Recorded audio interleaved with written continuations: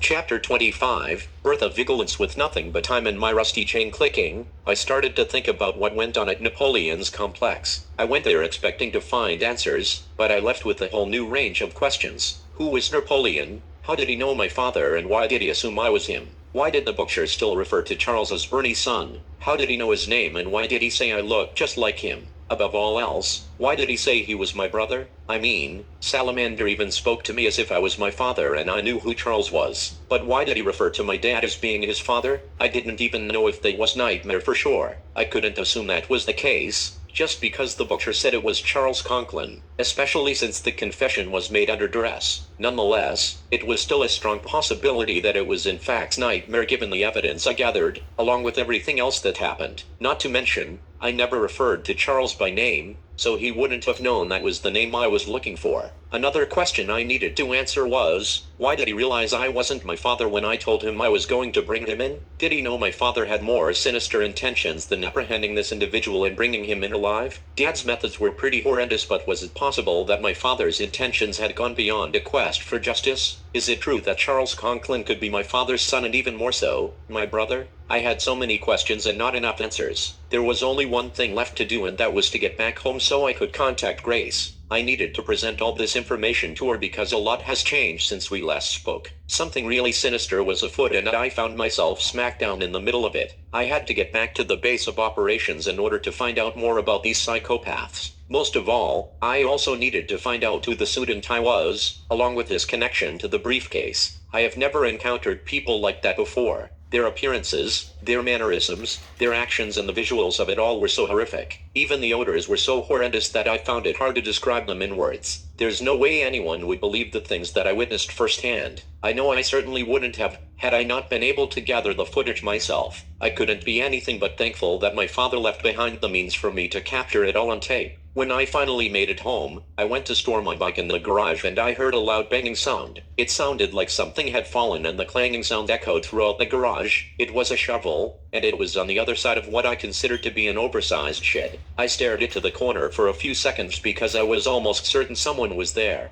Even after my eyes were able to focus and I could see clearly, there wasn't anything suspicious. I assumed it was a cat or a raccoon at the very least. Whatever it was, the little rascal was more afraid of me than I was of it. I put my bike back where I got it from and stumbled through the backyard as I headed back inside. I was too weak to climb up and enter through my parents' window like I did when I came home, so I walked around to the front of my house. Against my better judgment, I looked around to see if there was anyone surveying the area, but I didn't see anything that was out of the ordinary. I opened the door and went inside to my igloo of a home. I then raced upstairs to the bathroom where I could brush my teeth. The aftertaste of the vomit I swallowed earlier this evening was really getting to me. Now that I was alone, I couldn't do anything but taste it, and it was stomach churning. I damn near threw up again now that I got closer to the bathroom and it was back on my mind. I rushed over to the shitter and stuck my head halfway down the toilet. I then moved over to the sink and splashed water on my face before I tended to my teeth. After I finished brushing my teeth and rinsing out my mouth in the blood-stained sink, I headed downstairs where I left my phone. I turned it back on, saw the date, and remembered it was the Marine's birthday. My father and I used to celebrate that like it was any other holiday. Although Halloween just passed, it wasn't really a day my family and I celebrated. People thought I was dressed up because I was always training. I just answered the door for trick-or-treaters while I watched horror movies with my parents. That only happened the nights my father wasn't working, and he was usually busy on the actual holiday, so we would have to schedule those nights around it. My mom always said it made things easier when we didn't go with the herd. Everyone also seemed to be more relaxed following the holidays, rather than the days leading up to them. It actually felt like we celebrated everything twice because we were in the holiday spirit along with everyone else. Ours just lasted a little longer. That's when I started to think about Thanksgiving and the holidays that were slowly approaching. That meant my birthday was right around the corner too. This was going to be the first year that I ever spent alone, let alone for the holidays. I was depressed and I felt more alone than I had ever felt before, and that's because I was. I had to shake my head and blink a few times when I realized that I spaced out. I had completely gone blank and forgot what I was doing. Is this how my father felt when he would space out? I asked myself. I couldn't help but think of what could have gone on in his head, while I walked over to the bookshelf and picked up his book. When I blew the dust off the cover, there was still a touch of dirt over the fog part of the title. I threw it on the cardiad lying next to it as a reminder to start reading it before bed. I looked back at my phone to check if Grace called. I got paranoid and extremely anxious because I also noticed I had a message from my father that I hadn't listened to yet. I wasn't sure if I should, but I did. I could hear my father's voice saying, "Oh Nell, son of mine, I just wanted to call and tell you that I love you and I'm proud of you. Your mother would be too." The message instantly shattered my heart into pieces. Not only was my father not one to leave voicemails unless it was of the utmost importance, but he rarely said he loved anyone.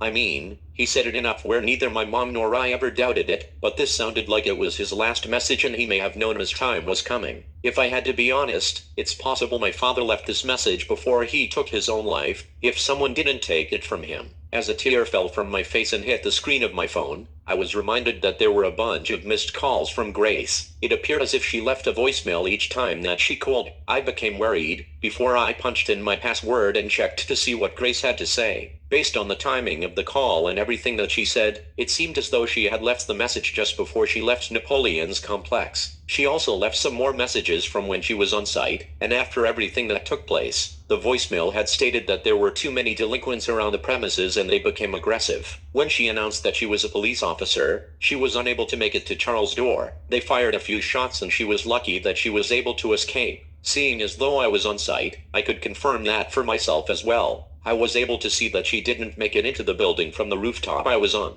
I saw it with my very own eyes and I knew that was the truth. I may have been there to answer her prayers had she found herself in grave danger, but there was no way she would have known that. Grace had no reason to lie about this either. She had no idea that I was up on top of the building watching her. Therefore, she wouldn't have known it would have been the time to twist the truth if she was indeed being deceitful. She called me of her own free will. She told me where she was going and what she was doing during the message she left. I couldn't do anything besides take her word for it. When Grace said that she heard a couple of gunshots before she ran to call me, I wasn't sure if it was because she wanted to feed me information, or if it was because she wanted me to be the last person she spoke to. I just know that she chose to pick up the phone and dial my number during the heat of the moment, and I wasn't there to answer. Grace said she immediately called me when a man in a suit and tie pulled up in a blue Lexus. She described the same man I saw in full detail, except she added on the fact that he looked familiar because she saw him leaving the hotel earlier that morning. She even mentioned the sunglasses, and she too found them to be suspicious. I became even more intrigued,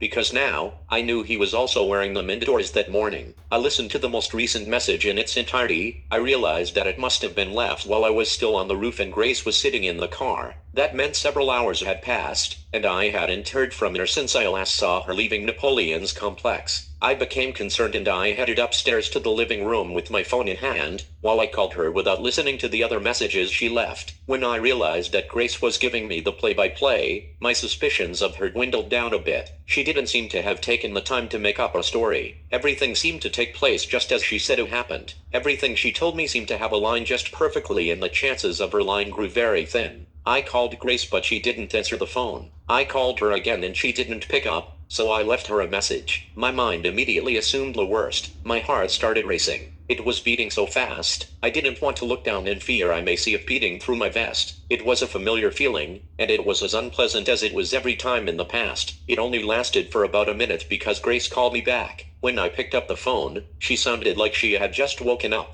Although, she still had enough energy to flip out on me for not answering her calls. Despite the fact I left her stranded in the shithole of a hotel that she paid for, Grace left plenty of messages. I remember one message in particular because she insinuated that I had been disappearing, the same way my father had. She was very upset and she made it clear that I was driving her crazy. She hit the nail on the head with that one. Considering I too felt like I had become a lot more like my father in the matter of months. Not to mention, I'm literally trying to fill his shoes right now, so it came as no surprise that she would say something like that. Grace was very upset with me, so upset that I could hear her aggressively chewing her gum on the voicemail. She had every reason to be, considering she had been running around trying to help me and my family for almost a year. Yet, we keep making her job more difficult by not responding to her and going MIA. I felt horrible, but I couldn't change how she felt about what had already happened. Therefore, I just listened. After Grace got to vent through the phone, it turned out she was no longer in danger. She fell asleep in the car at the hotel parking lot and she wasn't far from my house. She told me that she would be over in a few minutes and demanded that I answer the door this time. I rushed downstairs to change and almost fell down the steps trying to do so. I had to hurry. I couldn't let Grace know what my father and I had been up to. I needed to find out what she uncovered before I could let her in on my family's newfound secret. After I clumsily made it down the stairs, I went over to the cot and took off my vest. I kept my eye on the monitors to make sure I could see Grace when she was there. I could also make sure that no government agents were in the area or following her, even though she would likely be able to spot any unmarked vehicles or plainclothes officers better than I could. She did in fact have more experience in that field.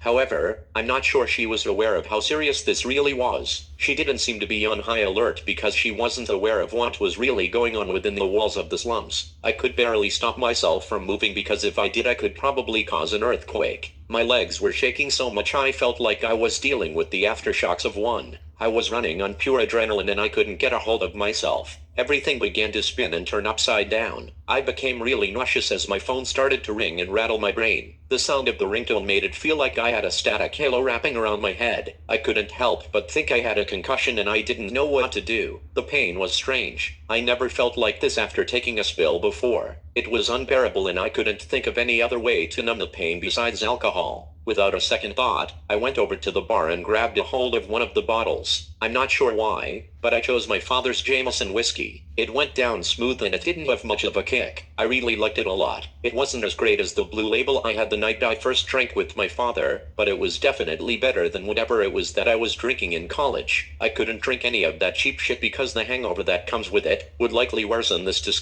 concussed feeling that I have surrounding my skull. Just as I closed my eyes and felt like I could finally fall asleep in peace, I could hear the banging on the door upstairs. I had completely lost focus again and took my eyes off the monitors. Once my eyes were set, I could see Grace at the door on the camera and she didn't look happy at all. I ran up the stairs and skipping a few of them on the way and made it to the front of the house in record time. When I got to the door and opened it, Grace came inside and she did not bite her tongue. "What the fuck is wrong with you?" she asked, in a calm but aggressive manner. I didn't have a response for her just yet. I had to come up with something quickly, so I told her I was sleeping. I simply stated that my sleeping schedule has been all messed up since school, not to mention everything that has happened regarding the nightmare. Once I said I still hadn't adjusted to anything since the passing of my mother, that was enough for her. After I explained myself and thought that would be a good justification for my behavior, Grace yelled, "Were you drinking?" I couldn't help but smirk as I responded and said yeah confidently. I knew exactly what was going to follow considering the apple didn't fall far from the tree.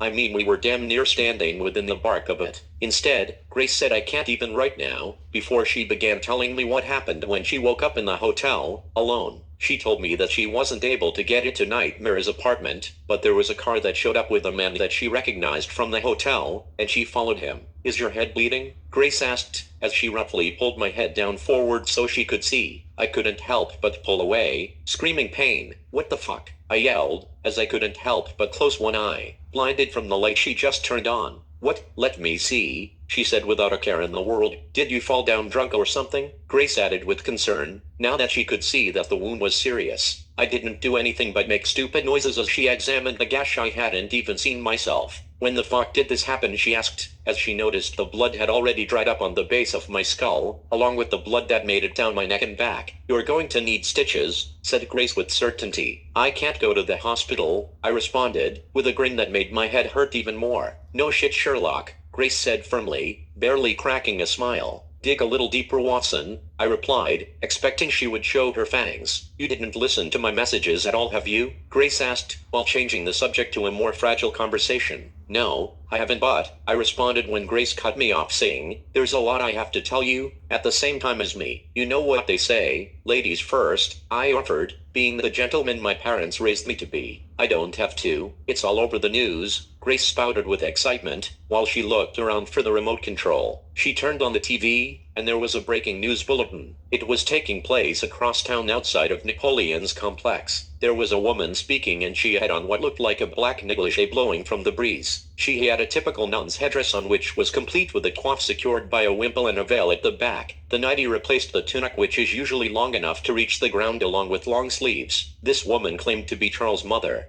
Her name was Mary, and she stood in front of the camera telling more stories than Mother Goose. This older woman looked like the one I saw driving the van in the video. If I didn't know any better, I would have to say it was most definitely her. I became almost certain of it as she painted her son into saint with her words. "This woman doesn't look like your average nun," Grace said, crossing her arms and squinting her eyes. "What do you mean?" I asked, with a volume louder than the TV was. "They must be trying to make her look innocent," Grace explained, as she made air quotes with her fingers. When I took another look, I noticed that the nun's headdress over the night attire suggests that, along with the fact that everything coming out of Mary's mouth was a lie. She said her son was a war hero, when he was actually a criminal who had been dishonorably discharged for committing violent crimes that fit his nature. Ironically, every news station started warning the public of a vigilante in lockstep. This time, they actually played some footage, but it was a video of my actions that were caught on tape earlier this evening. They also showed my father's recent activities, as they insinuated that we were both the same person. If you see this individual, please exercise extreme caution. This masked assailant is believed to be armed and dangerous. If you can refrain from being outside after sundown, please remain indoors. All of the recent sightings of this vigilante have been at night, and it would appear that the suspect is nocturnal. The